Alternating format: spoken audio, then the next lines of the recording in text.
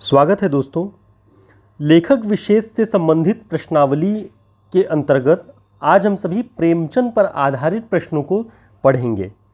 इसके पहले हमने कई कवियों और लेखकों पर आधारित प्रश्नावलियों को देखा है जो यूजीसी नेट दिसंबर 2023 के एग्ज़ाम के लिए बहुत महत्वपूर्ण और उपयोगी हो सकती हैं।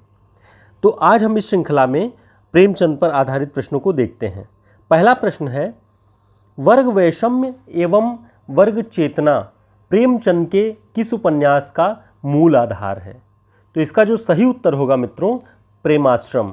प्रेमाश्रम वर्ग वैषम्य और वर्ग चेतना पर आधारित प्रेमचंद के जो उपन्यास हैं उसमें श्रेष्ठ है और श्रेष्ठ माना जाता है।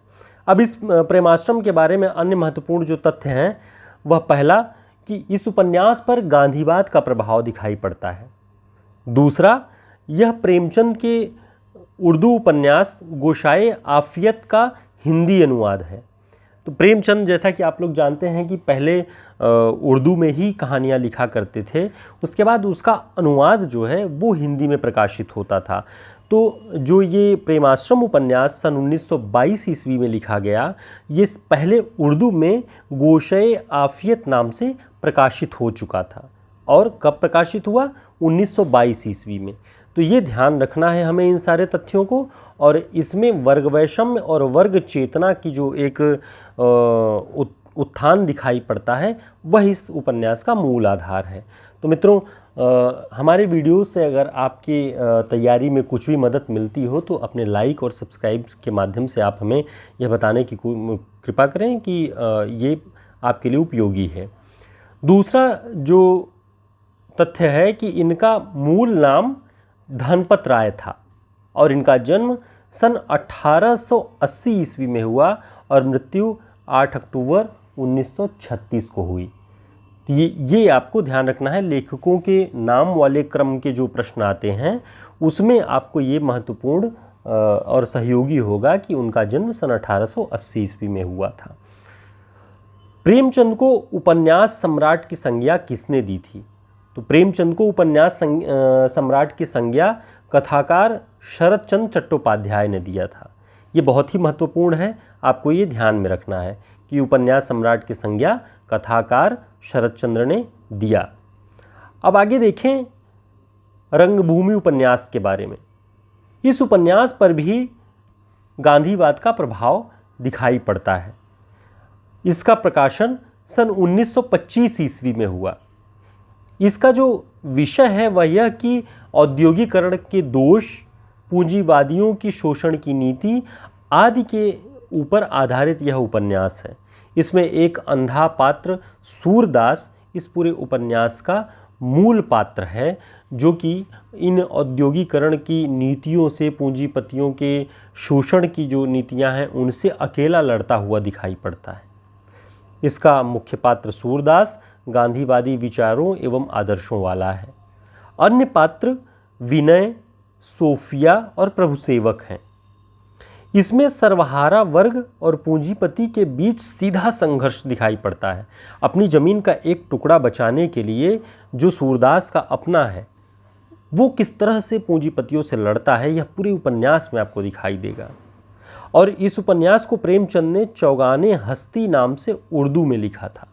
अब देखिए, ये इतने सारे एक उपन्यास से इतने प्रश्न आपके लिए बन रहे हैं एक साथ कि चौगाने हस्ती नाम से सबसे पहले ये उर्दू में लिखा गया था रंगभूमि, और 1925 में इसका प्रकाशन हुआ। तो आपको इन सारे तथ्यों को इस उपन्यास से जुड़े ध्यान रखना चाहिए। प्रेमचंद का कौन सा उपन्यास उर्दू में बाजारे हुस्न के नाम से लिखा गया? उर्दू में बाजारे हुस्न के नाम से लिखा गया और हिंदी में उसका जो अनुवाद हुआ वो सेवा सदन 1918 ईस्वी में। इसमें वैवाहिक समस्याओं और वेश्यावृत्ति पर आधारित जो समस्याएं हैं उनको दिखाया गया है। इस उपन्यास में सेवा सदन में, जिसका उर्दू नाम बाजारे हुस्न है, इसमें प्रेमचंद जी ने एक ऐसी कल्पना, एक आदर्श रूप प्रस्तुत किया है समाज का, जहाँ पर वेश्याओं को रहने के लिए उनके उस नारकीय जीवन से बाहर निकाल के उन्हें एक सेवा का सदन जहाँ पे वो अपनी कर्मठता, अपने परिश्रम से जीवन यापन करने के तौर तरीके सीख सकें, ऐसे एक आश्रम की सेवा सदन की बात करते हैं ताकि समाज में उनका उद्धार किया जा सके। तो ये हमें देखना चाहिए। आगे है अगला प्रश्न, गोदान उपन्यास क्या है, इसमें इसकी जो मूल विचारधारा वो क्या है। तो गोदान उपन्यास में यथार्थोन्मुख आदर्शवाद जो है वो इसका प्रधान विचार है। गोदान उपन्यास में इसका प्रकाशन सन 1936 में हुआ। धनिया, झुनिया, गोबर और होरी गोदान के प्रमुख पात्र हैं। इसके अलावा राय साहब, मेहता, मालती और अन्य पात्र भी इस उपन्यास में आपको दिखाई देंगे।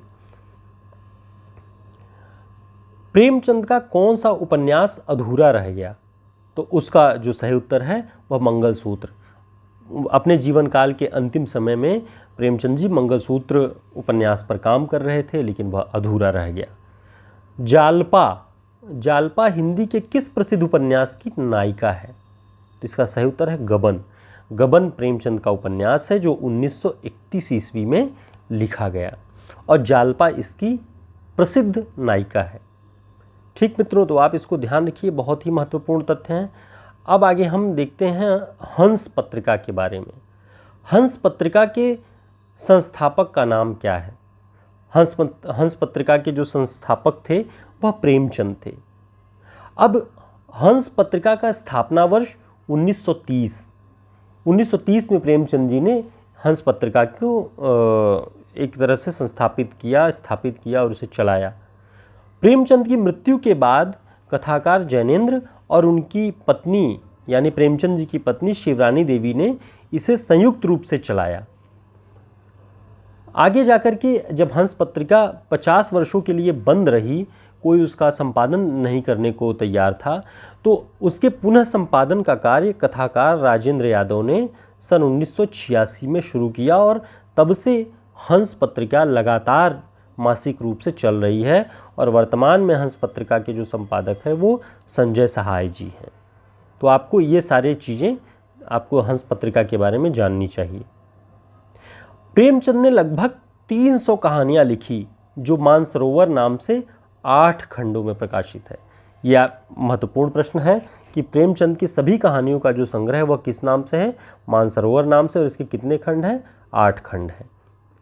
प्रेमचंद का हिंदी में मूल रूप से लिखा गया प्रथम उपन्यास कायाकल्प जो 1926 में है। इसके पहले वो उर्दू में लिखते थे, फिर हिंदी में उसका अनुवाद होता था, लेकिन हिंदी में ही सीधे सीधे लिखा गया पहला उपन्यास उनका 1926 में कायाकल्प नाम से आता है। असरारे माविद देवस्थान रहस्य सन 1905 ईस्वी में प्रेमचंद का पहला उपन्यास माना जाता है। असरारे माविद, जिसका हिंदी नाम है देवस्थान रहस्य, सन 1905 ईस्वी में ये प्रेमचंद का पहला उपन्यास माना जाता है। यानी सबसे पहले अगर उन्होंने हिंदी उर्दू सबका मिला के देखे तो असरारे माविद नाम से सबसे पहले 1905 में उन्होंने इसी उपन्यास को लिखा। और जब केवल हिंदी में लिखा गया पहला उपन्यास की बात है तब आप कायाकल्प पे टिक कर सकते हैं। तो मित्रों, ये सारे जो प्रेमचंद से संबंधित तथ्य हैं ये आपके लिए बहुत ही उपयोगी हैं।